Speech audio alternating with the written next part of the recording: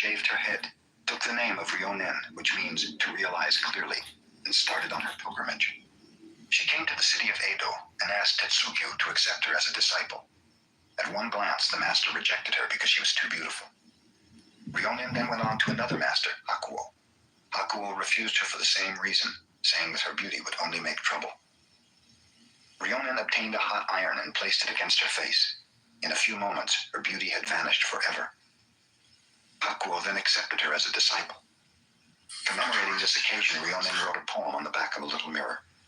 In the service of my empress, I burned incense to perfume my exquisite clothes. Now, as a homeless mendicant, I burn my face to enter a Zen temple. When Ryonin was about to pass from this world, she wrote another poem. 66 times these eyes beheld the changing scene of autumn. I have said enough about moonlight. Ask no more. Only listen to the voice of pines and cedars when no wind stirs.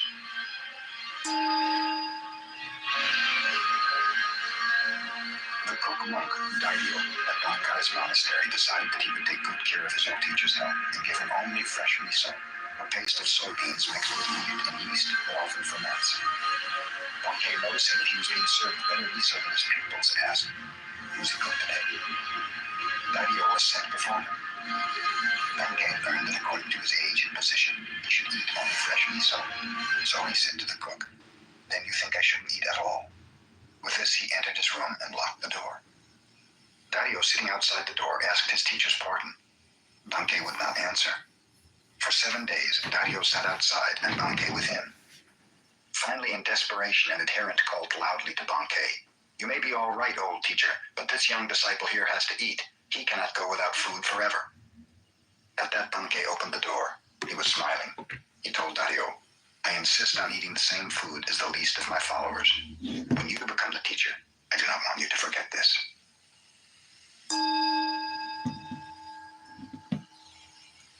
A student of Tendai, a philosophical school of Buddhism, came to the Zen abode of Gasan as a pupil. When he was departing a few years later, Gasan warned him, "Studying the truth speculatively is useful as a way of collecting preaching material. But remember that unless you meditate constantly, your light of truth may go out."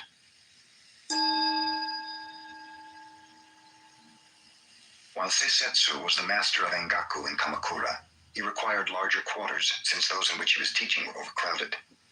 Umezu Seibi, a merchant of Edo, decided to donate 500 pieces of gold called ryo toward the construction of a more commodious school. This money he brought to the teacher. Seisetsu said, "All right, I will take it." Umezu gave Seisetsu the sack of gold, but he was dissatisfied with the attitude of the teacher. One might live a whole year on 3 ryo, and the merchant had not even been thanked for 500. "In that sack are 500 ryo, hinted Umezu. "You told me that before," replied Seisetsu. "Even if I am a wealthy merchant, 500 ryo is a lot of money," said Umezu. "Do you want me to thank you for it?" asked Seisetsu. "You ought to," replied Umezu. "Why should I?" inquired Seisetsu. "The giver should be thankful."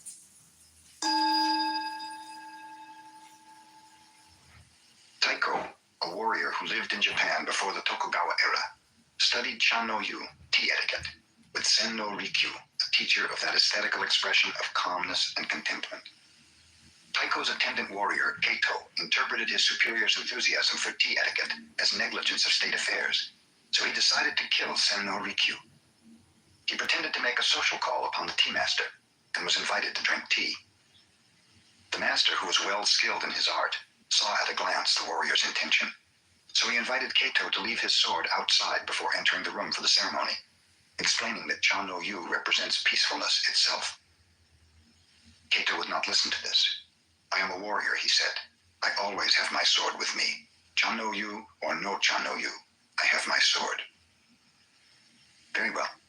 Bring your sword in and have some tea," consented Sen-no Rikyu. The kettle was boiling on the charcoal fire. Suddenly, Sen-no Rikyu tipped it over. Hissing steam arose, filling the room with smoke and ashes. The startled warrior ran outside. The tea master apologized. "It was my mistake. Come back in and have some tea. I have your sword here covered with ashes, and will clean it and give it to you." In this predicament, the warrior realized he could not very well kill the tea master, so he gave up the idea.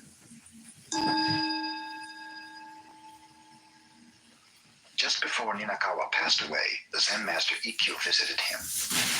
"Shall I lead you on?" Ikkyu asked. Ninakawa replied, "I came here alone, and I go alone. What help could you be to me?" Ikkyu answered, "If you think you really come and go, that is your delusion. Let me show you the path on which there is no coming and no going." With his words, Ikkyu had revealed the path so clearly that Ninakawa smiled and passed away.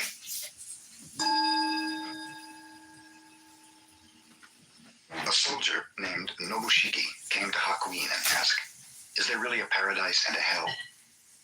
"Who are you?" inquired Hakuin. "I am a samurai," the warrior replied. "You, a soldier?" exclaimed Hakuin. "What kind of ruler would have you as his guard? Your face looks like that of a beggar." Nobushige became so angry that he began to draw his sword, but Hakuin continued, "So you have a sword. Your weapon is probably much too dull to cut off my head." As Nobushige drew his sword, Hakuin remarked, "Here open the gates of hell." At these words, the samurai, perceiving the master's discipline, sheathed his sword and bowed. "Here open the gates of paradise," said Hakuin.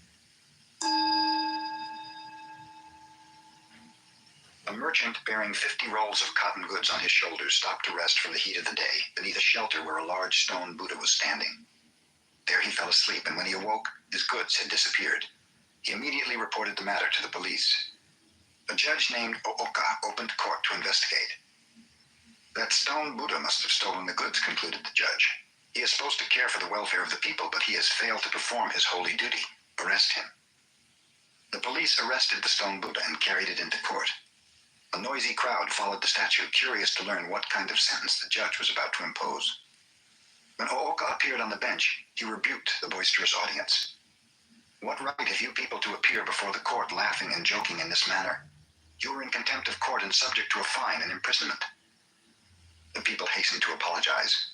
"I shall have to impose a fine on you," said the judge, "but I will remit it, provided each one of you brings 1 roll of cotton goods to the courts within 3 days.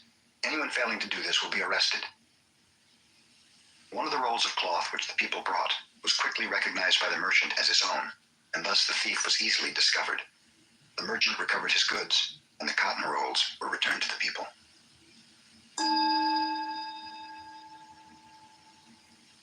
Once a division of the Japanese army was engaged in a sham battle, and some of the officers found it necessary to make their headquarters in Gasan's temple.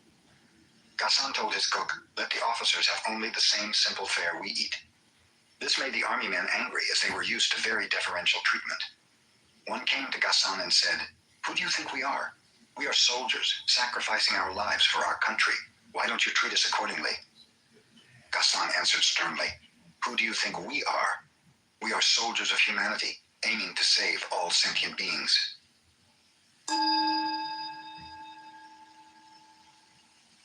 Zenkai, the son of a samurai, journeyed to Edo and there became the retainer of a high official.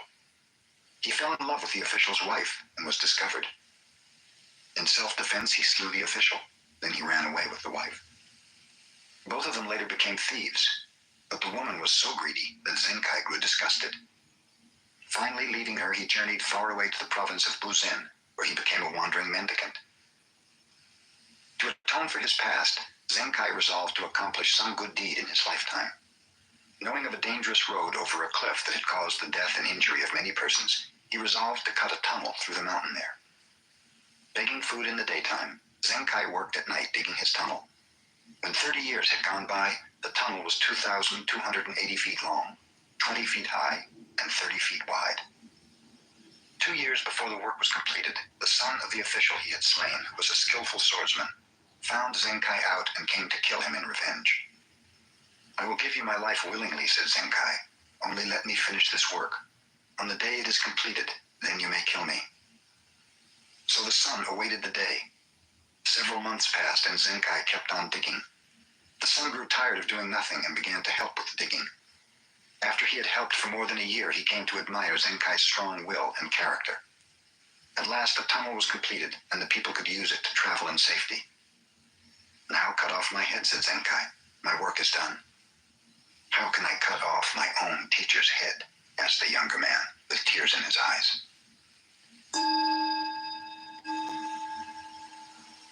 A great Japanese warrior named Nobunaga decided to attack the enemy, although he had only 1/10 the number of men the opposition commanded.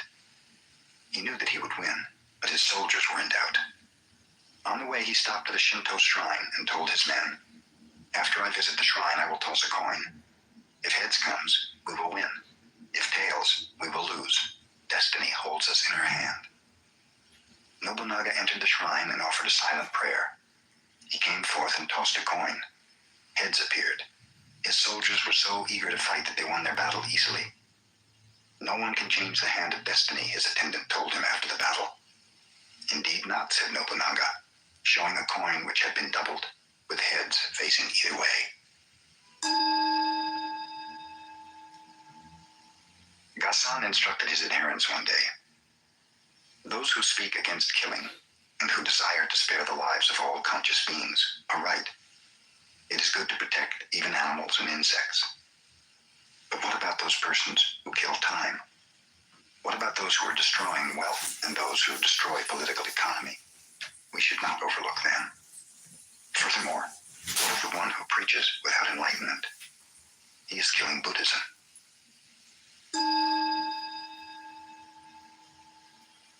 A young wife fell sick and was about to die. "I love you so much," she told her husband. "I do not want to leave you. Do not go from me to any other woman. If you do, I will return as a ghost and cause you endless trouble." Soon the wife passed away. The husband respected her last wish for the first 3 months, but then he met another woman and fell in love with her. They became engaged to be married. Immediately after the engagement, a ghost appeared every night to the man, blaming him for not keeping his promise. The ghost was clever, too. She told him exactly what had transpired between himself and his new sweetheart. Whenever he gave his fiancée a present, the ghost would describe it in detail. She would even repeat conversations, and it so annoyed the man that he could not sleep. Someone advised him to take his problem to a Zen master who lived close to the village. At length, in despair, the poor man went to him for help. "Your former wife became a ghost and knows everything you do," commented the master.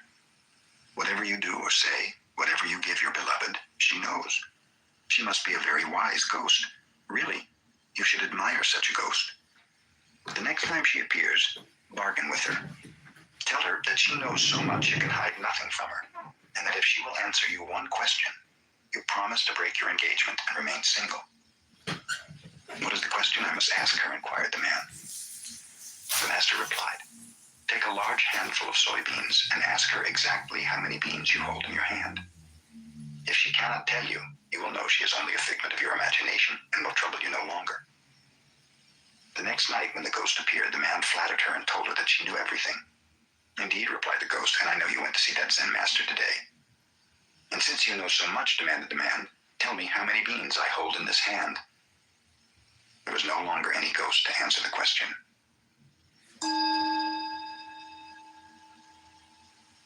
Yamaoka Teshu was a tutor of the emperor. He was also a master of fencing and a profound student of Zen.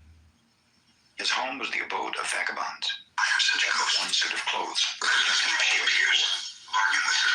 The emperor, observing how warm she was, gave Yamaoka Teshu to answer you one question. The next time, break your engagement to go in a gold outfit. "The question I was asked, Yamaoka asked the emperor. The master replied, "I provided clothes to large handful of artisans, explaining that only."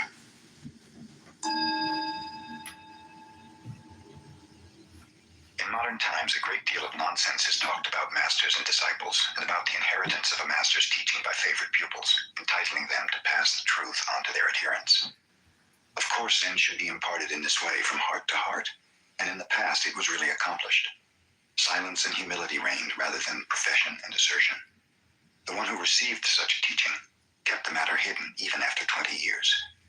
Not until another discovered through his own need that a real master was at hand was it learned that the teaching had been imparted, and even then the occasion arose quite naturally, and the teaching made its way in its own right. Under no circumstance did the teacher even claim, "I am the successor of so-and-so." Such a claim would prove quite the contrary. The Zen master, Munan, had only one successor. His name was Shoju. After Shoju had completed his study of Zen, Munan called him into his room. "I'm getting old," he said.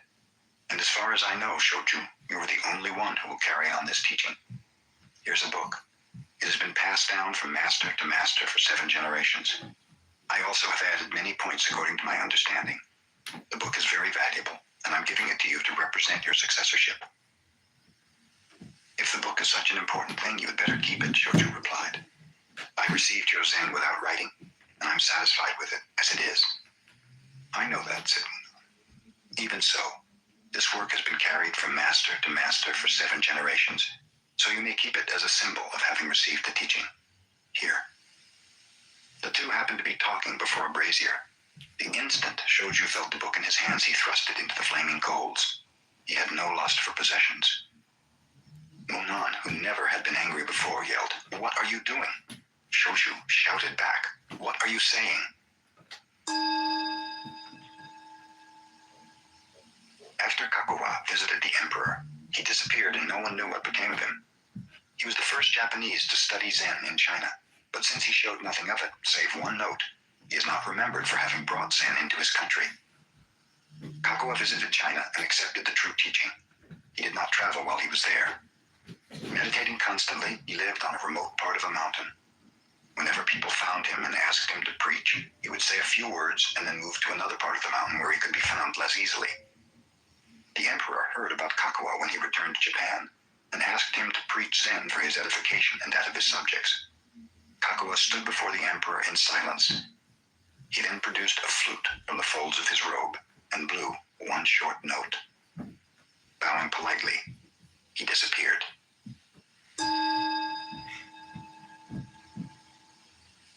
Circumstances arose one day which delayed preparation of the dinner of a Soto Zen master, Fugai, and his followers. In haste, the cook went to the garden with his curved knife and cut off the tops of green vegetables, chopped them together, and made soup, unaware that in his haste he had included part of a snake in the vegetables. The followers of Fugai thought they never had tasted such a good soup. But when the master himself found the snake's head in his bowl, he summoned the cook. "What is this?" he demanded, holding up the head of the snake. "Oh, thank you, master," replied the cook, taking the morsel and eating it quickly.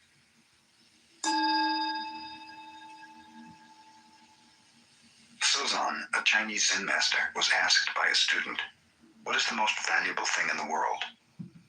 The master replied, "The head of a dead cat."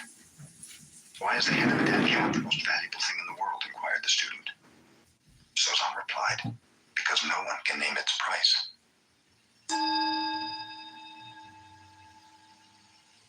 The pupils of the Tendai school used to study meditation before Zen entered Japan. 4 of them, who were intimate friends, promised one another to observe 7 days of silence. On the first day, all were silent. Their meditation had begun auspiciously. But when night came and the oil lamps were growing dim, one of the pupils could not help exclaiming to a servant, "Fix those lamps." The second pupil was surprised to hear the first one talk. "We're not supposed to say a word," he remarked. "You two are stupid. Why did you talk?" asked the third. "I'm the only one who is not," concluded the fourth pupil.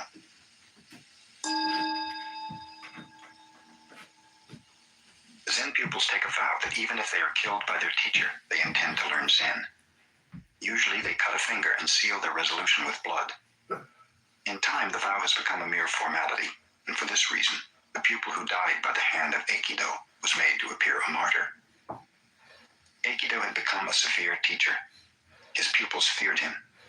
One of them on duty striking the gong to tell the time of day missed his beats when his eye was attracted by a beautiful girl passing the temple gate. At that moment, Aikido, who was directly behind him, hit him with a stick, and the shock happened to kill him. The pupil's guardian, hearing of the accident, went directly to Aikido. Knowing that he was not to blame, he praised the master for his severe teaching. Aikido's attitude was just the same as if the pupil were still alive. After this took place, he was able to produce under his guidance more than 10 enlightened successors, a very unusual number.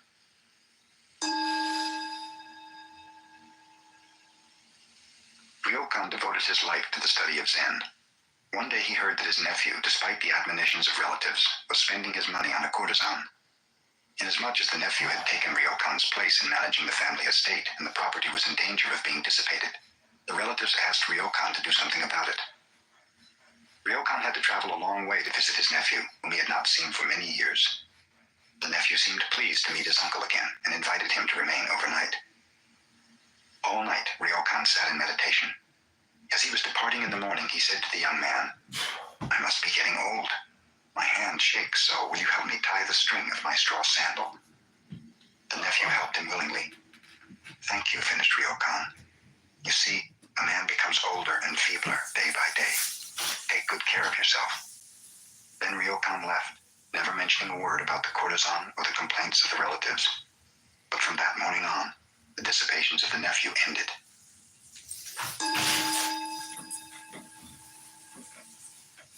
A Zen student came to Bankei and complained, "Master, I have an ungovernable temper. How can I cure it?"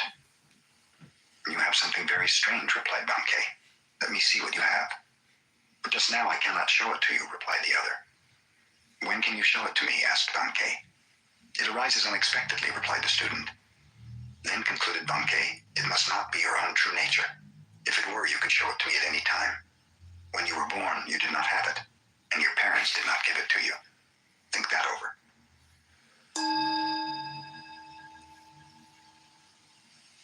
Hogen, a Chinese Zen teacher, lived alone in a small temple in the country. One day, 4 traveling monks appeared and asked if they might make a fire in his yard to warm themselves. While they were building the fire, Hogen heard them arguing about subjectivity and objectivity. He joined them and said, "There is a big stone. Do you consider it to be inside or outside your mind?" One of the monks replied, "From the Buddhist viewpoint, everything is an objectification of mind, so I would say that the stone is inside my mind." "Your head must feel very heavy," observed Hogen, "if you were carrying around a stone like that in your mind."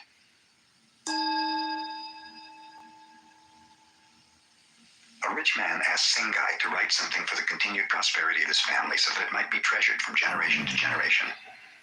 Sengai obtained a large sheet of paper and wrote, "Father dies, son dies, grandson dies." The rich man became angry. "I asked you to write something for the happiness of my family. Why do you make such a joke as this?" "No joke is intended," explained Sengai. "If before you yourself die, your son should die, this would grieve you greatly. If your grandson should pass away before your son, both of you would be broken-hearted. If your family, generation after generation, passes away in the order I have named, it will be the natural course of life. I call this real prosperity."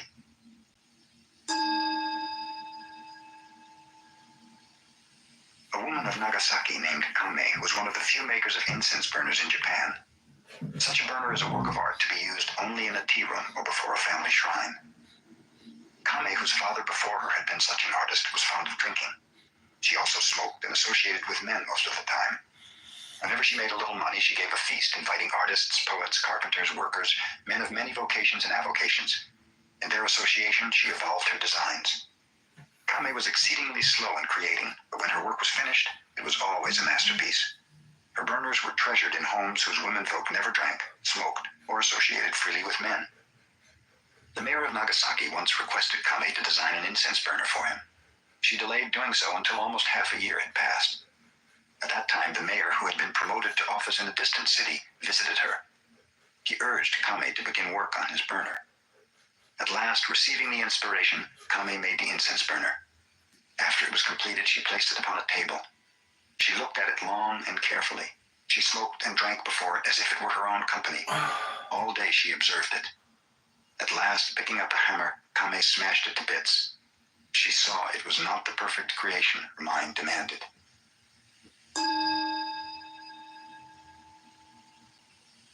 When Bankei was preaching at Ryomon Temple, a Shinshu priest, who believed in salvation through the repetition of the name of the Buddha of Love, was jealous of his large audience and wanted to debate with him.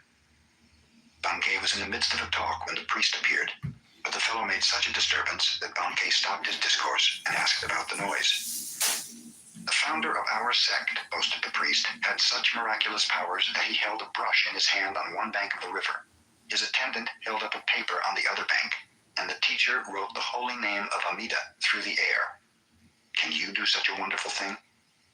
Bankei replied lightly, "Perhaps your fox can perform that trick, but that is not the manner of Zen. My miracle is that when I feel hungry, I eat, and when I feel thirsty, I drink."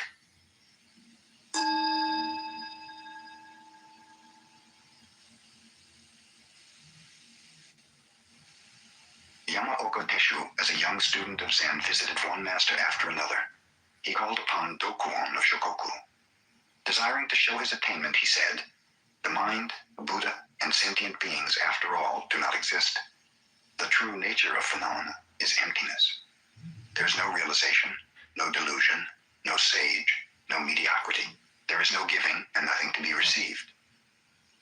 Dokuon, who was smoking quietly, said nothing.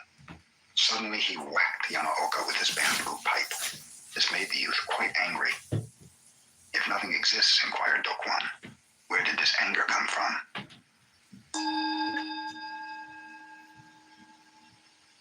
Kyakujo, the Chinese Zen master, used to labor with his pupils even at the age of 80, trimming the gardens, cleaning the grounds, and pruning the trees.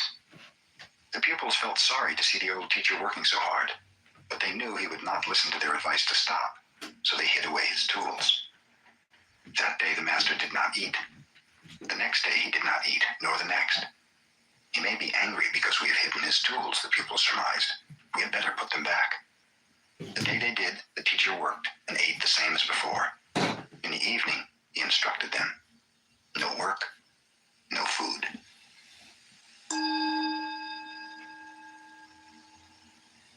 Ikkyu, the Zen master, was very clever even as a boy. His teacher had a precious teacup, a rare antique. Ikkyu happened to break this cup and was greatly perplexed. Hearing the footsteps of his teacher, he held the pieces of the cup behind him. When the master appeared, Ikkyu asked, "Why do people have to die?" "This is natural," explained the older man. "Everything has to die and has just so long to live." Ikkyu, producing the shattered cup, added, "It was time for your cup to die."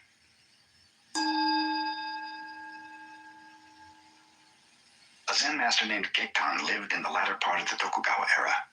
He used to say, "There are three kinds of disciples: those who impart Zen to others, those who maintain the temples and shrines, and then there are the rice bags and the clothes hangers." Gasan expressed the same idea. When he was studying under Tekisui, his teacher was very severe. Sometimes he even beat him. Other pupils would not stand this kind of teaching and quit. Gasan remained, saying, "A poor disciple utilizes a teacher's influence. A fair disciple admires a teacher's kindness. A good disciple grows strong under a teacher's discipline."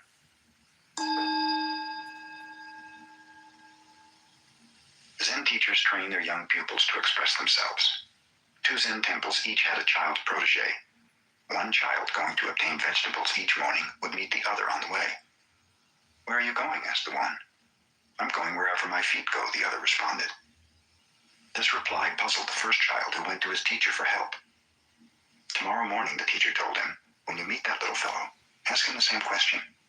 He'll give you the same answer, and then you ask him, 'Suppose you have no feet, then where are you going?' That'll fix him." The children met again the following morning. "Where are you going?" asked the first child. "I'm going wherever the wind blows," answered the other. This again nonplussed the youngster, who took his defeat to his teacher. "Ask him where he's going if there's no wind," suggested the teacher. The next day the children met a third time. "Where are you going?" asked the first child. "I'm going to market to buy vegetables," the other replied.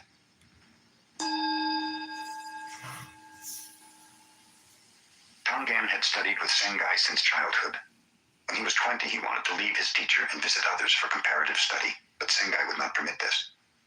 Every time Tangen suggested it, Sengai would give him a rap on the head. Finally, Tangen asked an elder brother to coax permission from Sengai. This the brother did, and then reported to Tangen, "It is arranged. I have fixed it for you to start on your pilgrimage at once." Tangen went to Sengai to thank him for his permission. The master answered by giving him another rap. When Tangen related this to his elder brother, the other said, "What is the matter? Sengai has no business giving permission and then changing his mind. I'll tell him so." And off he went to see the teacher. "I did not cancel my permission," said Sengai. "I just wish to give him one last smack over the head. For when he returns, he'll be enlightened, and I will not be able to reprimand him again."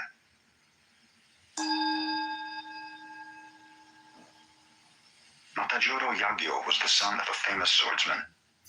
His father, believing that his son's work was too mediocre to anticipate mastership, disowned him. So Matajuro went to Mount Futaba, and there found the famous swordsman Banzo. But Bonzo confirmed the father's judgment. You wish to learn swordsmanship under my guidance? Asked Bonzo. You cannot fulfill the requirements. But if I work hard, how many years will it take me to become a master? Persisted the youth. The rest of your life, replied Bonzo. I cannot wait that long, explained Matajuro. I am willing to pass through any hardship if only you will teach me. If I become your devoted servant, how long might it be? Oh, maybe 10 years, Bonzo relented. My father's getting old and soon I must take care of him, continued Matajuro. If I work far more intensely, how long would it take me? Oh, maybe 30 years, said Bonzo. Why is that? Asked Matajuro. First you say 10 and now 30 years. I will undergo any hardship to master this art in the shortest time. Well, said Bonzo, in that case, you'll have to remain with me for 70 years.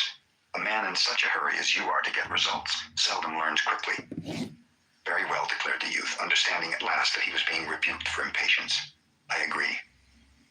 Matajuro was told never to speak of fencing and never to touch a sword. He cooked for his master, washed the dishes, made his bed, cleaned the yard, cared for the garden, all without a word of swordsmanship. 3 years passed. Still Matajuro labored on. Thinking of his future, he was sad. He had not even begun to learn the art to which he had devoted his life. But one day, Bonzo crept up behind him and gave him a terrific blow with a wooden sword. The following day, when Matajuro was cooking rice, Bonzo again sprang upon him unexpectedly. After that, day and night, Matajuro had to defend himself from unexpected thrusts. Not a moment passed in any day that he did not have to think of the taste of Bonzo's sword. He learned so rapidly, he brought smiles to the face of his master. Matajuro became the greatest swordsman in the land.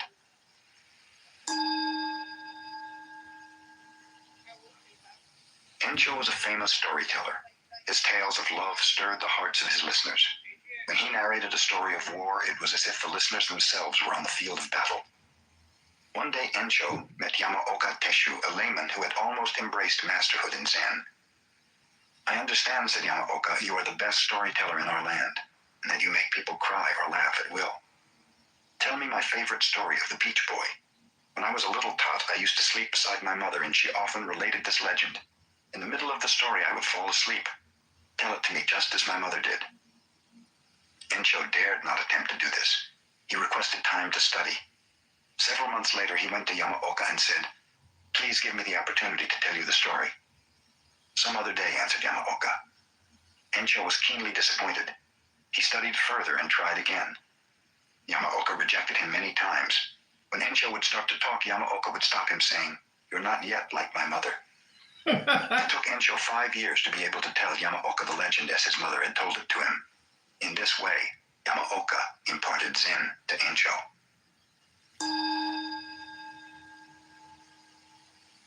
Many pupils were studying meditation under the Zen master Sengai. One of them used to arise at night, climb over the temple wall, and go to town on a pleasure jaunt. Sengai, inspecting the dormitory quarters, found this pupil missing one night and also discovered the high stool he had used to scale the wall. Sengai removed the stool and stood there in its place. When the wanderer returned, not knowing that Sengai was the stool, he put his feet on the master's head and jumped down into the grounds. Discovering what he had done, he was aghast. Sengai said, It is very chilly in the early morning. Do be careful not to catch cold yourself. The pupil never went out at night again.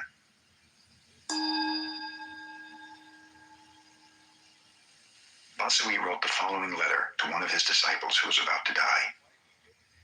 The essence of your mind is not born, so it will never die. It is not an existence which is perishable. It is not an emptiness, which is a mere void. It has neither color nor form. It enjoys no pleasures and suffers no pain. I know you are very ill. Like a good Zen student, you are facing that sickness squarely. You may not know exactly who is suffering, but question yourself. What is the essence of this mind? Think only of this. You will need no more. Covet nothing. Your end, which is endless, is as a snowflake dissolving in the pure air.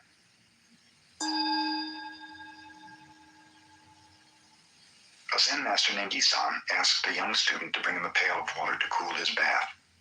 The student brought the water, and after cooling the bath, threw onto the ground the little that was left over. You dunce, the master scolded him.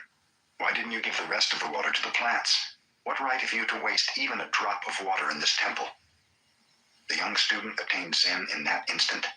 He changed his name to Tekisui, which means a drop of water.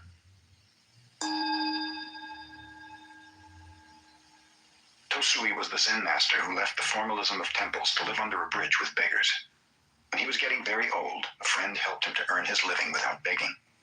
He showed Tosui how to collect rice and manufacture vinegar from it, and Tosui did this until he passed away. While Tosui was making vinegar, one of the beggars gave him a picture of the Buddha. Tosui hung it on the wall of his hut and put a sign beside it. The sign read, "Mr. Amida Buddha, this little room is quite narrow. I can let you remain as a transient, but don't think I'm asking you to help me to be reborn in your paradise." Shoichi was a one-eyed teacher of Zen, sparkling with enlightenment. He taught his disciples in Tofuku Temple. Day and night, the whole temple stood in silence. There was no sound at all. Even the reciting of sutras was abolished by the teacher.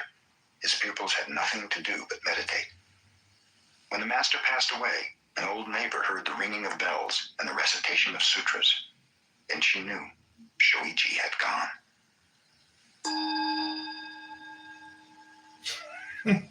Buddha said, "I consider the positions of kings and rulers as that of dust motes. I observe treasures of gold and gems as so many bricks and pebbles. I look upon the finest silken robes as tattered rags. I see myriad worlds of the universe as small seeds of fruit, and the greatest lake in India as a drop of oil on my foot. I perceive the teachings of the world to be the illusion of magicians.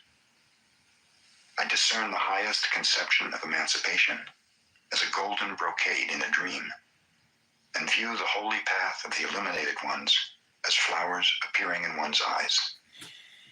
I see meditation as a pillar of a mountain, nirvana as a nightmare of daytime.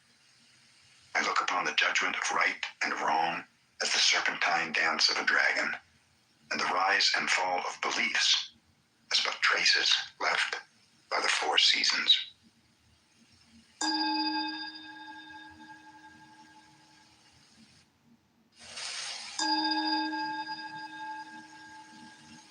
Nan-in, a Japanese master during the Meiji era, received a university professor who came to inquire about Zen. Nan-in served tea. He poured his visitor's cup full, then kept on pouring.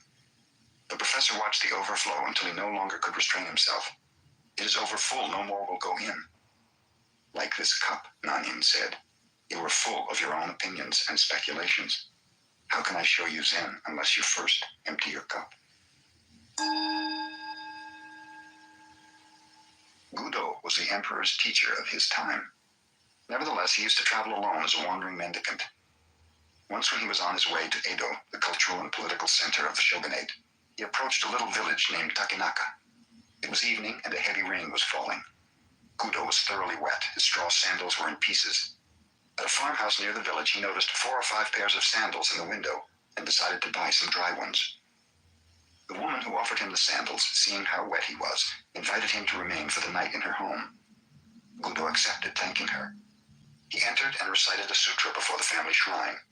He then was introduced to the woman's mother and to her children. Observing that the entire family was depressed, Gudo asked, "What was wrong?" "My husband is a gambler and a drunkard," the housewife told him. "When he happens to win, he drinks and becomes abusive. When he loses, he borrows money from others. Sometimes when he becomes thoroughly drunk, he does not come home at all. What can I do?" "I will help him," said Gudo. "Here is some money. Get me a gallon of fine wine and something good to eat.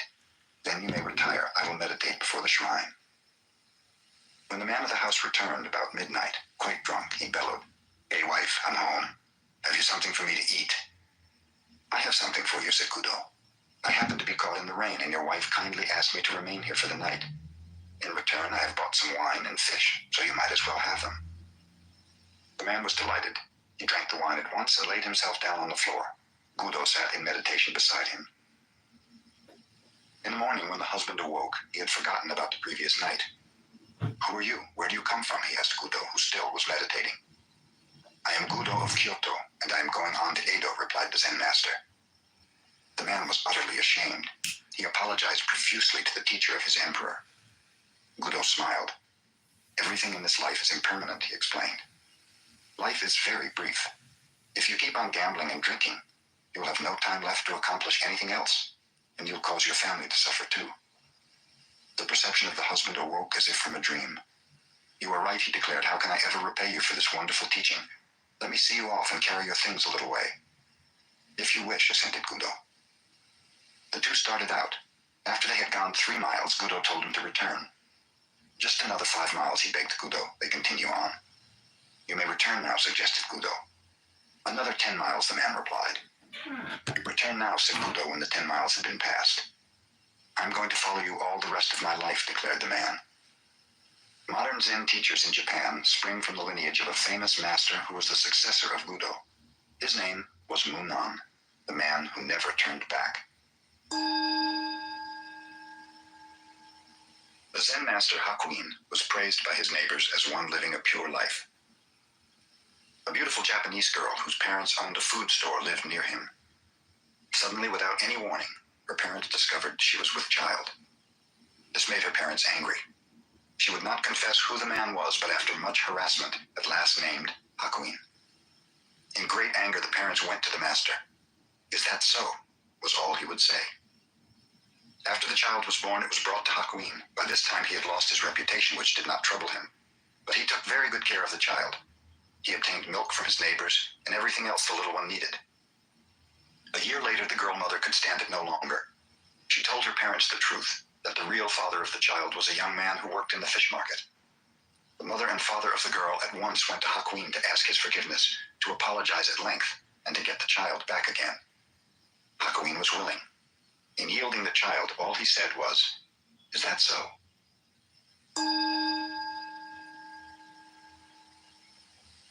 The Master Bankei's talks were attended not only by Zen students, but by persons of all ranks and sects.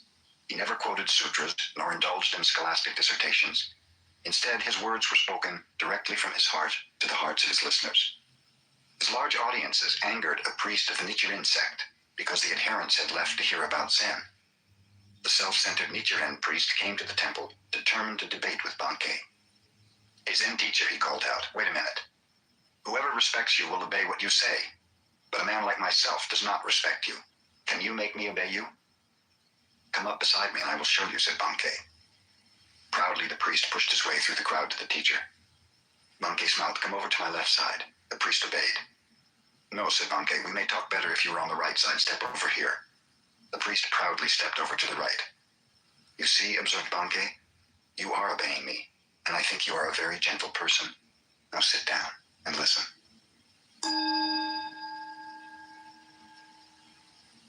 "20 monks and 1 nun who was named Ishan were practicing meditation with a certain Zen master.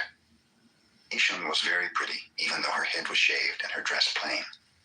Several monks secretly fell in love with her.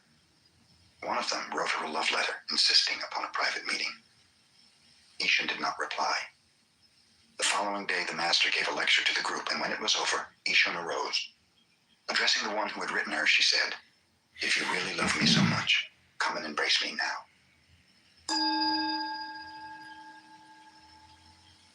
There was an old woman in China who had supported a monk for over 20 years. She had built a little hut for him and fed him while he was meditating. Finally, she wondered just what progress he had made in all this time. To find out, she obtained the help of a girl rich in desire. "Go and embrace him," she told her, and then asked him suddenly, "What now?" The girl called upon the monk, and without much ado caressed him, asking him what he was going to do about it. "An old tree grows on a cold rock in winter," replied the monk somewhat poetically. "Nowhere is there any warmth." The girl returned and related what he had said.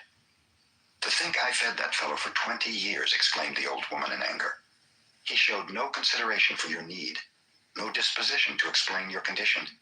He need not have responded to passion, but at least he should have evidenced some compassion." She at once went to the hut of the monk and burned it down. In the early days of the Meiji era, there lived a well-known wrestler called Onani. Great waves. Onami was immensely strong and knew the art of wrestling. In his private bouts, he defeated even his teacher, but in public he was so bashful that his own pupils threw him. Onami felt he should go to a Zen master for help. Hakuju, a wandering teacher, was stopping in a little temple nearby, so Onami went to see him and told him of his great trouble. Great Waves is your name, the teacher advised. So stay in this temple tonight. Imagine that you are those billows. You are no longer a wrestler who is afraid. You are those huge waves sweeping everything before them, swallowing all in their path. Do this, and you will be the greatest wrestler in the land. The teacher retired. Onami sat in meditation, trying to imagine himself as waves. He thought of many different things.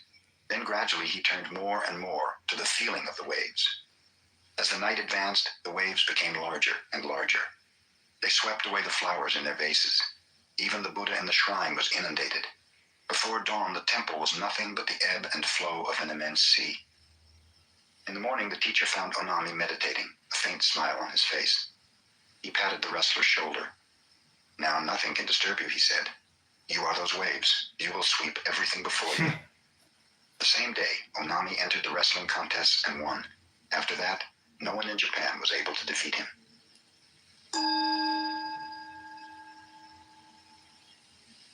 Ryokan, a Zen master, lived the simplest kind of life in a little hut at the foot of a mountain. One evening, a thief visited the hut, only to discover there was nothing in it to steal. Ryokan returned and caught him. You may have come a long way to visit me, he told the prowler, and you should not return empty-handed. Please take my clothes as a gift. The thief was bewildered. He took the clothes and slunk away. Ryokan sat naked watching the moon. Poor fellow, he mused. I wish I could give him this beautiful moon. The Zen master Hoshin lived in China many years. Then he returned to the northeastern part of Japan, where he taught his disciples. When he was getting very old, he told them a story he had heard in China. This is the story. One year, on the 25th of December, Tokufu, who was very old, said to his disciples, I'm not going to be alive next year, so you fellows should treat me well this year. The pupils thought he was joking, but since he was a great-hearted teacher, each of them in turn treated him to a feast on succeeding days of the departing year. On the eve of the new year, Tokufu concluded, You have been good to me. I shall leave you tomorrow afternoon when the snow has stopped. The disciples laughed, thinking he was aging and talking nonsense since the night was clear and without snow. But at midnight, snow began to fall, and the next day they did not find their teacher about. They went to the meditation hall. There he had passed on.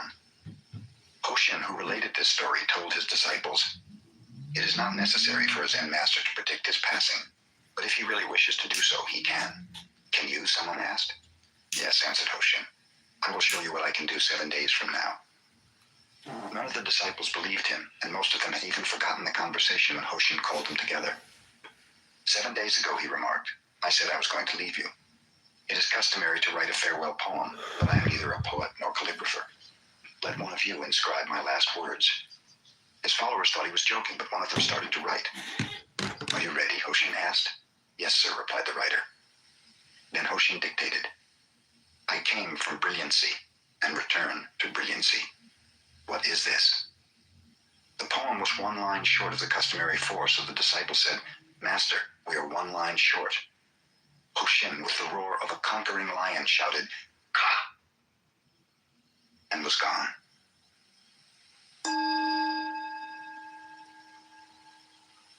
The exquisite Shunkei, whose other name was Suzu, was compelled to marry against her wishes when she was quite young.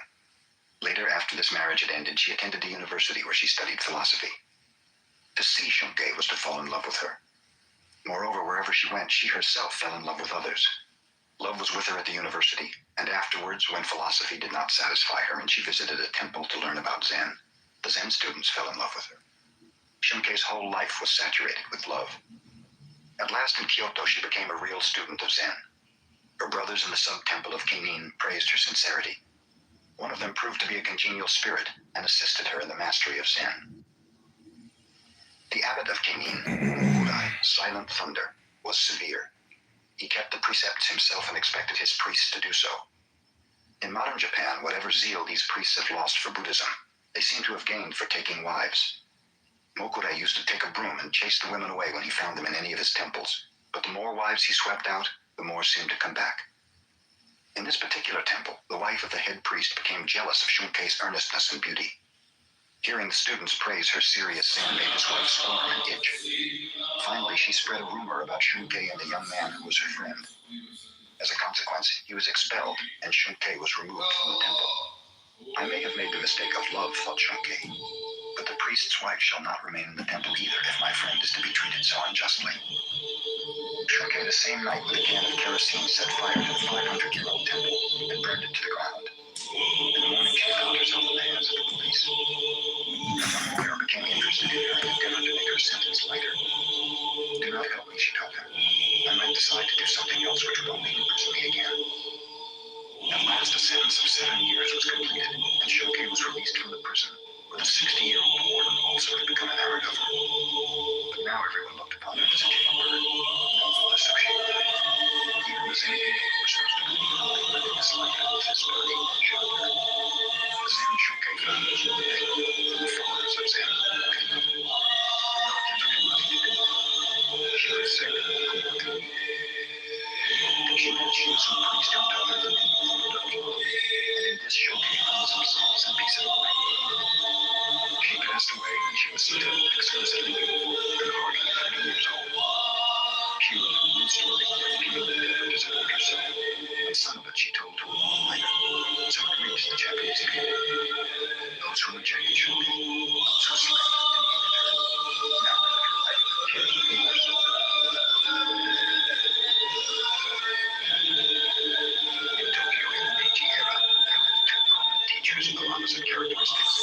One, Musho, an instructor in Shinto, and his precept is scrupulously. He never drank intoxicants, nor did he eat after 11 o'clock in the morning. The other teacher, Tanzan, a professor of philosophy at the Imperial University, never observed the precepts. When he felt like eating, he ate. When he felt like sleeping in the daytime, he slept. The day Musho visited Tanzan, was drinking wine at the time. He had not drunk, and his supposed touched the tongue of the wrist. Brother Tanzan ate. You have drink. I never drink, exclaimed Unsho solemnly. One does not drink is not inhuman, said Tanzan. Do you mean to call me inhuman just because I do not indulge in intoxicating liquids, exclaimed Unsho in anger. Then if I am not human, what am I? Buddha, answered Tanzan.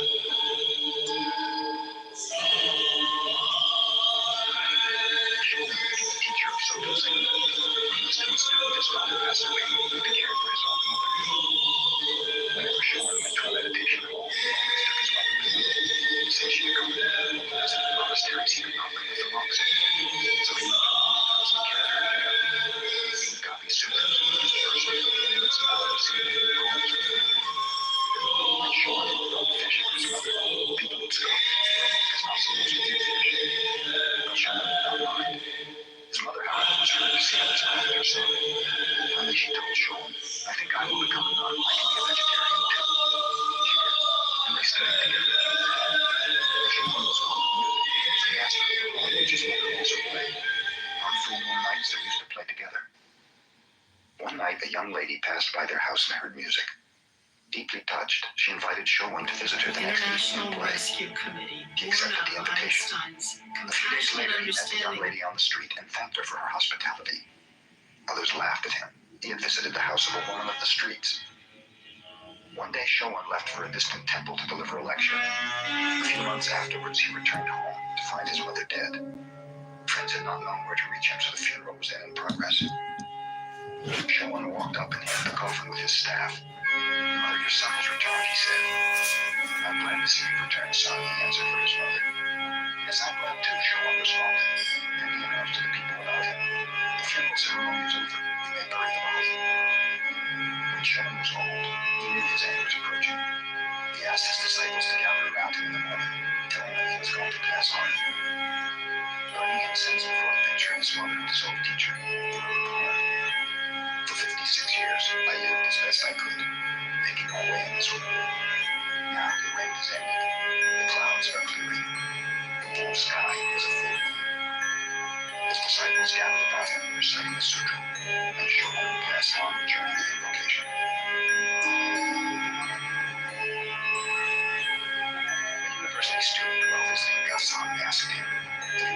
question mark. Volume 26 Gasa. The student opened the Bible and read from St. Matthew. And why take ye thought for raiment? Consider the lilies of the field, how they work. They toil not, neither do they spin. And yet I say unto you, that even Solomon in all his glory was not arrayed like one of these. Take therefore no thought for the morrow, for the morrow shall take thought for the things of itself. Thus I said, whoever uttered those words I consider an unbelieving man. The student continued, ask and it shall be given you. Seek and ye shall find. Knock and it shall be opened unto you. For everyone that asketh receiveth, and he that seeketh findeth, and to him that knocketh it shall be opened. Thus I remark, that is excellent. Whoever said that is not far from brilliant.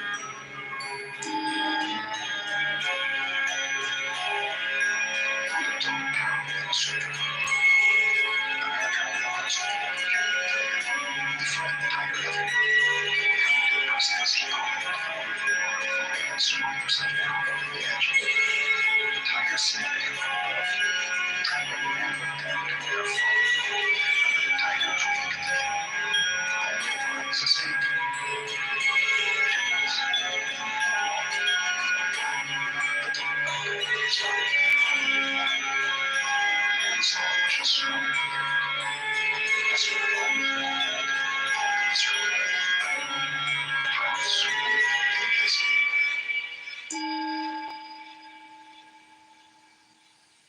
When one goes to Obaku Temple in Kyoto, he sees carved over the gate the words, "The First Principle."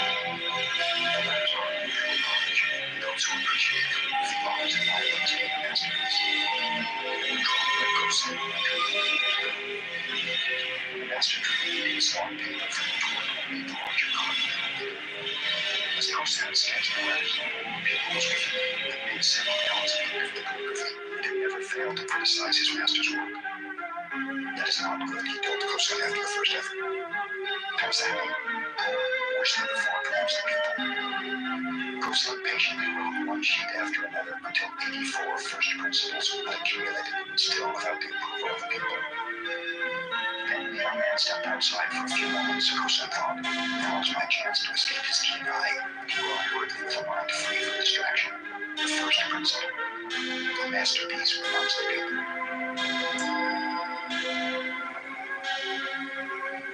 Chiao, a Shinran master, was a well-known Sanskrit scholar of the Tokugawa era. When he was young, he used to deliver lectures to his brother's students. His mother heard about this and wrote him a letter.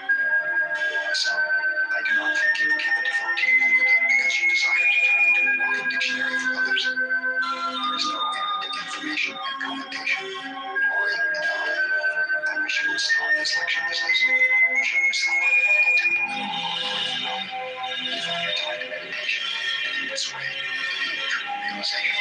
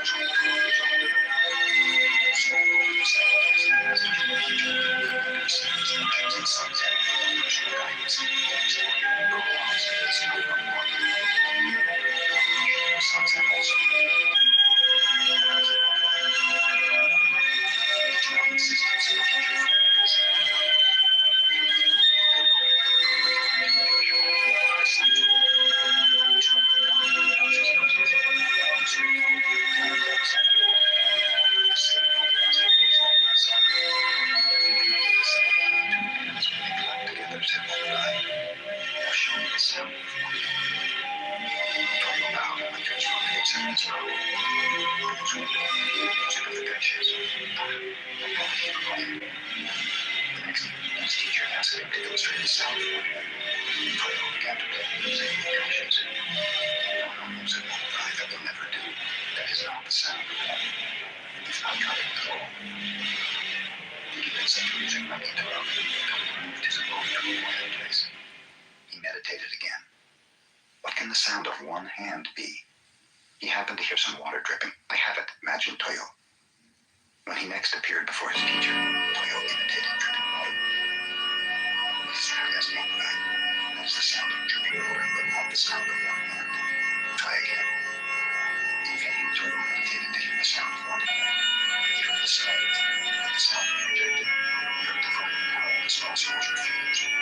sound of one hand was not the locusts. For more than 10 times during this evening, I heard different sounds all along. For almost a year, I pondered over the sound. At last, the Lord entered true meditation and transcended all sounds. I could no longer always perfect. So I understood the sound of the sun. I recognized the sound of life.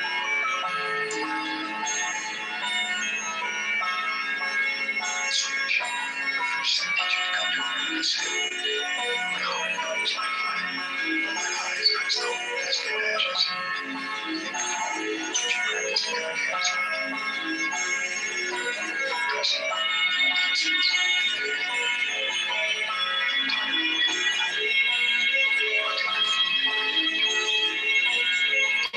partaken from to satisfaction, surpassing the sin.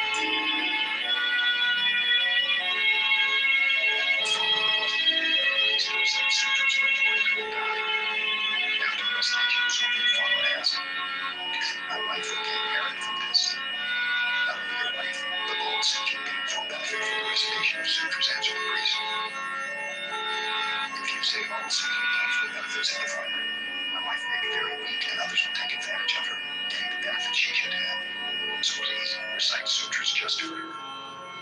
The priest explained that it was the desire of a Buddhist to offer blessings and wish merit for every living being. That is a fine teaching to follow, but please make no exception. I have a neighbor who is rough and mean to me. Best exclude me from all those sentient beings.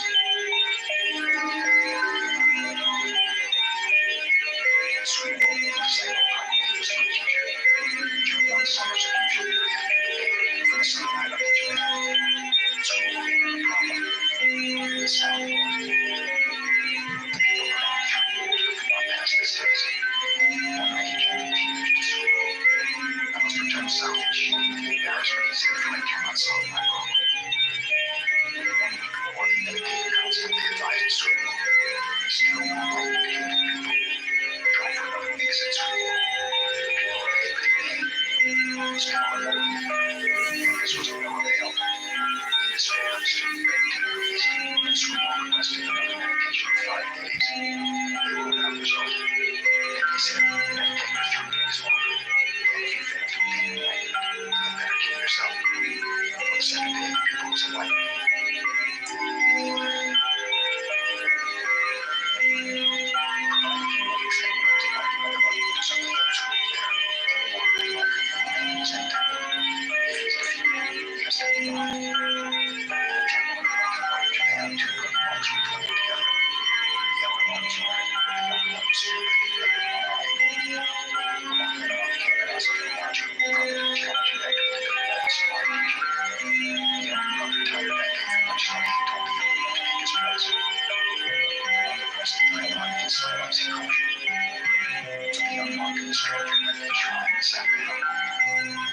Shortly after, the traveler rose and waved the elder brother his head. Your young brother is a wonderful fellow. He defeated me. And I want to be said the elder. As the traveler, first I know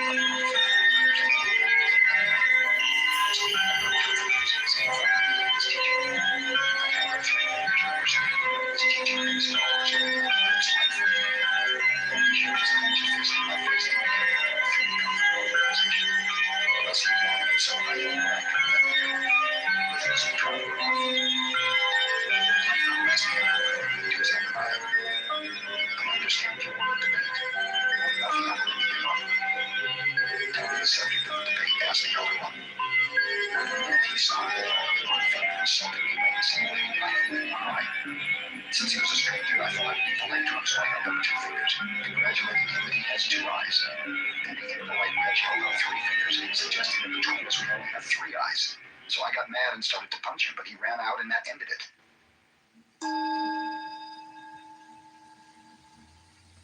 After Banquet had passed away, a blind man who lived near the master's temple told a friend, "Since I'm blind, I can't watch a person's face, so I must judge his character by the sound of his words. An early writer of someone congratulated him on his happiness or success. Also this. It's his expression of his religion. Satisfaction is the one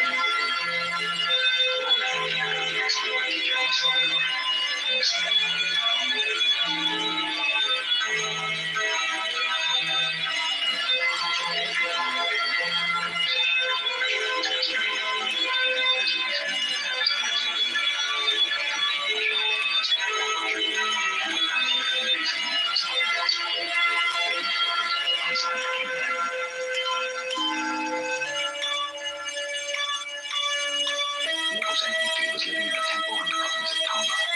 Mothers adherents complained of the stinginess of his wife. His wife assured her his father that his mother was as the stars. Not skills like those were always like that.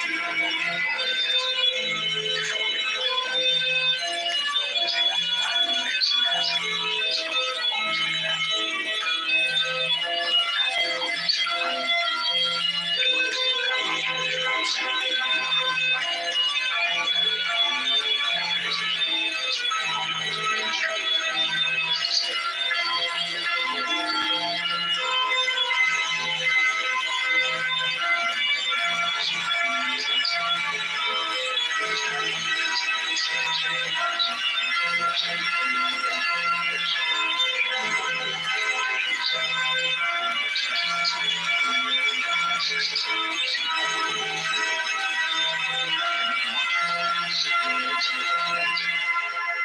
Encho, a disciple who had been with his teacher for a long time, moved near the bedside.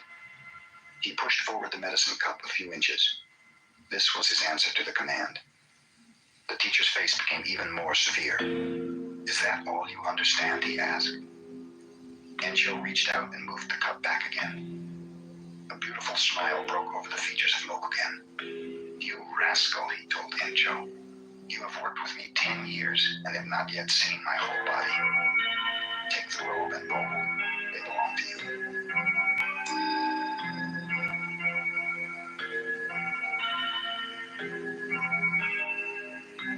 Since students are with their masters at least 10 years before they presume to teach others, Martin was visited by Tenno, having passed his apprenticeship and become a teacher. They happened to be ready, so Tenno all the applause and carried him on board.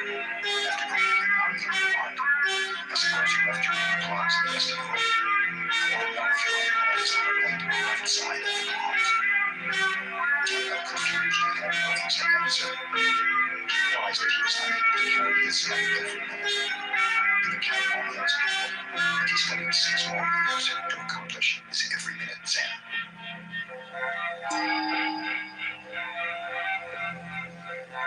Subhuti was Buddha's disciple. He was able to understand the potency of emptiness, the viewpoint that nothing exists except in its relationship of subjectivity and objectivity. One day, Subhuti, in a mood of sublime emptiness, was sitting under a tree.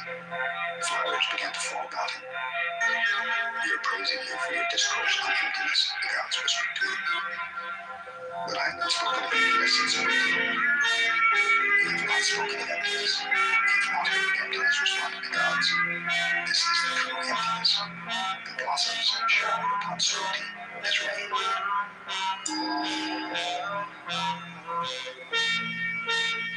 Isha was ordained as a nun when she was 10 years old. She received training just as the little boys did. When she reached the age of 16, she traveled from one Zen master to another, studying from all. She remained 3 years with Inzan, 6 years with Goke, but was unable to obtain a clear vision. At last, she went to the master Inzan. Inzan showed her no distinction at all on account of her sex. He scolded her like a thunderstorm. He cuffed her to awaken her inner nature. Isha remained with Inzan 13 years. Again, she found out what she was seeing. In her honor, Inzan replied, "This nun studied 13 years under my guidance. She could see the deepest koans. In the morning, she was wrapped in other koans. The Chinese scientists was the best all before. Thus, this majority of the has been so genuine as this Isha. She was still in the rose with my hand face.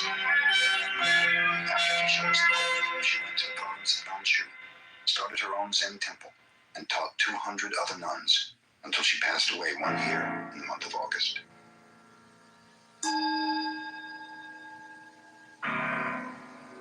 The master Soyen Shaku passed from this world when he was 61 years of age. Fulfilling his life's work, he left a great teaching, far richer than that of most Zen masters. His pupils used to sleep in the daytime during midsummer, and while he overlooked this, he himself never wasted a minute. He was not 12 years old, he was already studying philosophical speculation. One single day, the air was so sultry, the little Soyen stretched his legs and went to sleep while his teacher was away. 3 hours passed outside, and his master entered the waters of the lake, carrying a small casket. His teacher whispered, "Stepping carefully for Soyen's eye, as if he would have seen his eyes." After this, Soyen never said more.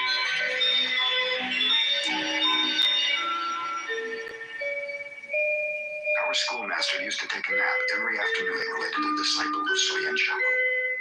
We children asked him why he did it, and he told us, "I go to dream land and behold sages just as Confucius did." Confucius said, "Ancient sages did until his followers got them." It was extremely hot one day, so some of us took a nap. Our schoolmaster scolded us. "We went to dream land to meet the ancient sages the same as Confucius did," we explained. What was the message from those sages, our schoolmaster demanded? This replied, the sages asked them the first thing was to do every afternoon, because they had never seen us before.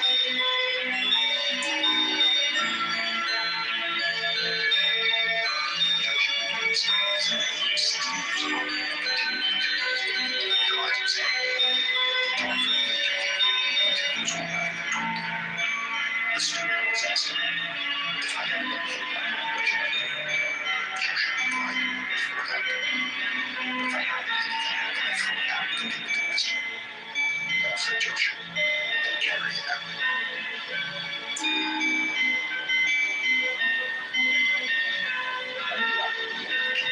Preacher, and to a teacher for personal guidance, he was asked to explain the sound of one note. And he had concentrated upon what the sound of one note might be.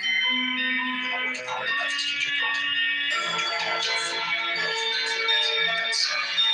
If you don't do the sound, the next time he repeated before his teacher, he was again asked if he had to show him what it sounded.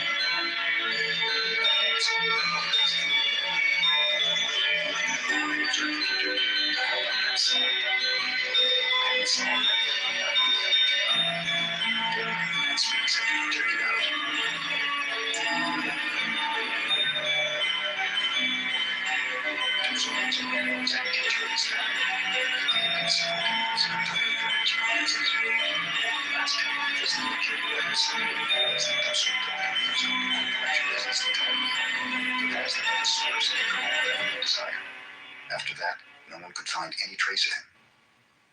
3 years later, one of his disciples discovered him living with some beggars under a bridge in Kyoto. He at once implored Tosui to teach him. If you could do as I do for even a couple of days, I might, Tosui replied. So the former disciple dressed as a beggar and spent a day with Tosui. The following day, one of the beggars died. Tosui and his pupil carried the body off at midnight and buried it on the mountainside. After that, they returned to their shelter under the bridge. Tosui slept soundly in the remainder of the night, but the disciple could not sleep. When morning came, Tosui said, "You're not to beg food today. My good friend has left some over there." The disciple was not able to eat a single bite of it. "I've said you can not do as I concluded, Tosui. Get out there and not bother me again."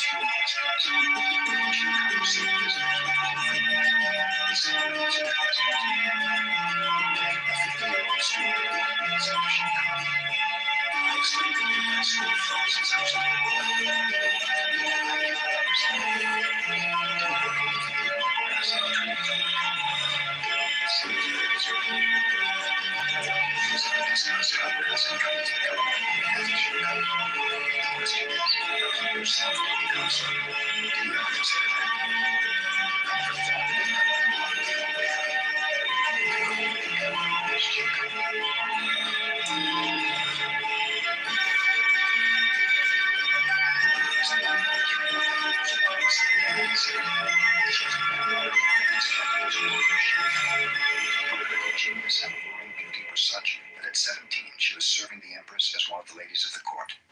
Even at such a youthful age, fame awaited her. The beloved Empress died suddenly, and Leona's hope for dreams vanished. She became acutely aware of the impermanency of life in this world. It was then that she decided to study Zen. Her relatives disagreed, however, and practically forced her into marriage, with a promise that she might become a nun after she had born 3 children, Leona and Cindy. Before she was 25, she had accomplished this ambition. Then her husband and relatives could no longer dissuade her from her desire. She shaved her head, took the name of Ryomen, which means to realize clearly, and started on her pilgrimage. She came to the city of Edo and asked Tetsugyu to accept her as a disciple. At one glance, the master rejected her because she was too beautiful. Ryomen then went on to another master, Hakuo. Hakuo refused her for the same reason, saying that her beauty would only make trouble. Ryomen obtained a hot iron and placed it against her face. In a few moments, her beauty had vanished forever. Hakuo then accepted her as a disciple. Commemorating this occasion, Ryomen wrote a poem on the back of a little mirror. In the service of my Empress, I burned incense to perfume my exquisite clothes. Now, as a homeless mendicant, I burn my face to enter Zen temple. When Ryomen was about to pass from this world, she wrote another poem. 66 times, these eyes beheld the changing scene of autumn. I've said enough about moonlight. Ask no more. The weird behavior of the Only listen to the voice of pines and cedars when no wind stirs. And the Casio synths, omnichords, cassette tape, all the Kokmonk Daihyo at Bankai's monastery decided that he would take good care of his old teacher's health and give him only fresh miso, a paste of soybeans mixed with wheat and yeast that often ferments. Bankei, noticing that he was being served better miso than his pupils, asked, "Who's the cook today?" Dario was sent before I'll him. tell you that there's something Bankei really... learned that according to his age and position, he should eat only fresh miso. So he said to the cook, "Then you think I shouldn't eat at all?" With this, he entered his room and locked the door. Dario, sitting outside the door, asked his teacher's pardon. Bankei would not answer. For 7 days, Dario sat outside and Bankei with him. Finally, in desperation, he determined to call loudly to Bankei. "You may be all right, teacher. This young disciple here has to eat. He cannot go without food forever." And then Bankei opened the door. With a smile, he told Dario, "I insist on eating the same food as the least of my followers. You may become a teacher, and allow me to forget this."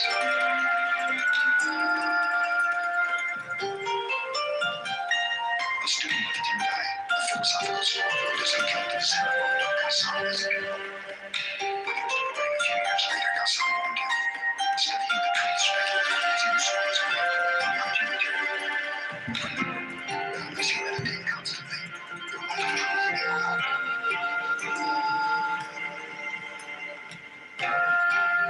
Seisetsu was the master of the Kokoda. He required larger quarters, and since those in which he was teaching were overcrowded, Mizuseki, a merchant of Edo, decided to donate 500 pieces of gold to Kokoda toward the construction of the new Komodia school. This money he brought to the teacher. Seisetsu said, "All right, I will take it." Maezu gave Seisetsu the sack of gold because he was dissatisfied with the attitude of the teacher. One regular year on the Philippines, and the merchant had not even been thanked for 500. The sack borrowed 500 ryo. He told Maezu, "You told me that before," replied Seisetsu. "Even if I am a wealthy merchant, 500 ryo is a lot of money," said Maezu. "Do you want me to thank you for it?" asked Seisetsu. "You ought to," replied Maezu. "I should not," replied Seisetsu. "The giver should be thankful."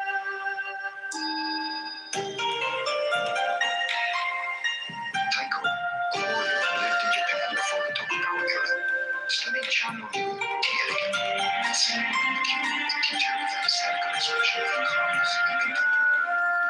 Taiko's attempted warrior, Kato, interpreted his superior's enthusiasm for tea etiquette as negligence of state affairs, so he decided to kill Senno Rikyu. He pretended to make a social call upon the tea master and was invited to drink tea. The master was well skilled in his art and saw at a glance the warrior's intention, so he invited Kato to leave his sword outside before entering the room of the ceremony, explaining that Chanryu represents peacefulness itself. Kato did not listen to this. "I am a warrior," he said. "I always have my sword with me. Chanryu, I have my sword." "Very well. Bring your sword in and have some tea," consented Senno Rikyu. The kettle was burning on the charcoal fire. Suddenly, Senno Rikyu tipped it over. Hissing steam arose, filling the room with smoke and ashes. The startled warrior ran outside. The tea master apologized. "There's the tea. I have your sword here covered with ashes. In this predicament, the warrior realized he could not very well kill the tea master, so he gave up the idea.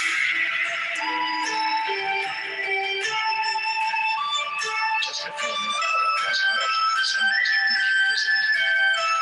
"Shall I lead you on?" he asked. "I came here alone. How would I go alone? What help could you be?" Rikyu answered, "If you think you really come and go, that is your delusion. Let me show you the path of meditation and follow me." With his words, Rikyu unveiled the paths. The Mikao smiled and passed away.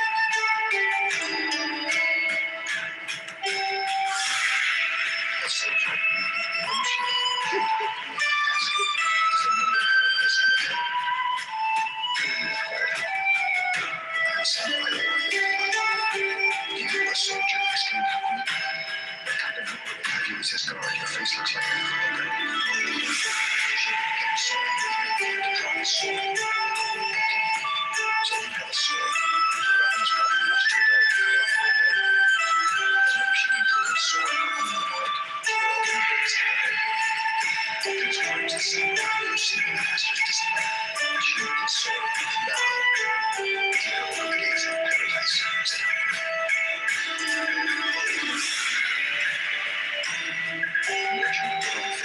to common goods from the shelters of the rest of the day in the shelter of the large fire standing. There he fell asleep, and when he woke, his goods had disappeared.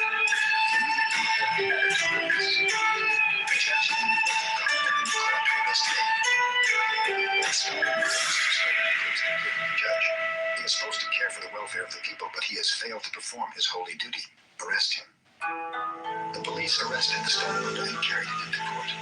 A noisy crowd followed the statue, curious to learn what kind of sentence the judge was about to impose. When Volga appeared on the bench, he repeated to the minister's audience. He appeared to appear before the court, laughing and joking in this manner. In the contempt of court and subject to a fine and imprisonment. The people hastened to apologize. I should have to impose a fine on you, said the judge, but I will permit it, provided each one of you brings a roll of cotton goods to the courts within 3 days. Anyone failing to do this will be arrested. One of the rolls of cloth which the people brought was quickly recognized by the merchant as his own, and thus the thief was easily discovered. The merchant recovered his goods, and the cotton rolls were returned to the people.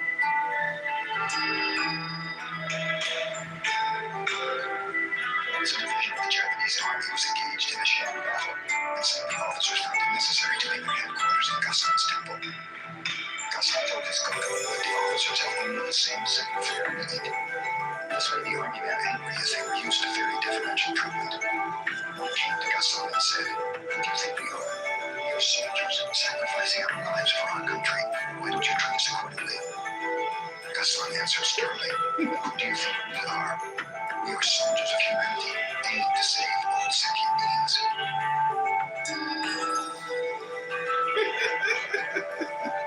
Zenkai, the son of a samurai, journeyed to Edo and there became the retainer of a high official. He fell in love with the official's wife and was discovered. In self-defense, he saved the official, and he ran away. Even though they became thieves, the demon was so greedy that Zenkai was disgusted. Following evening, he journeyed far away to the province of Musa, where he became a wandering mendicant. 2 times in his past, Zenkai was known to accomplish some good deed in his lifetime. One of the demons were over a cliff that had caused the death and injury of many persons. He was able to cut a tunnel through the rock. Digging food in the daytime, Zenkai worked the night digging his tunnel. In 30 years had gone by, the tunnel was 2,220 feet long, 20 feet high, and 30 feet wide. 2 years before the work was completed, the son of the official he had slain, who was a skillful swordsman, found Zenkai out and came to kill him in revenge. "I will give you my life willingly," said Zenkai. "Only let me finish this work. On the day it is completed, then you may kill me." So his son awaited the day. Several months passed and Zenkai kept on digging. The son grew tired of doing nothing and began to help with the digging. After he had helped for more than a year, he came to admire Zenkai's strong will and character. At last the tunnel was completed, and the people could use it to travel in safety. "Now cut off my head," said Zenkai. "My work is done." "How can I cut off my own teacher's head?" asked the younger man, with tears in his eyes.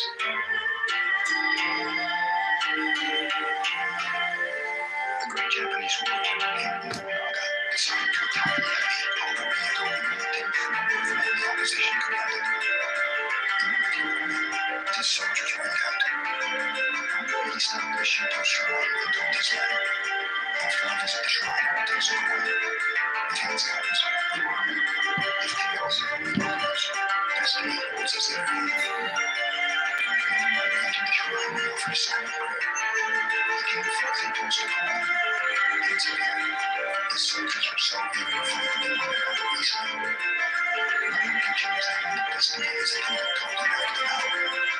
"Indeed," said Nobunaga, showing the coin which had been doubled, with the heads facing either way.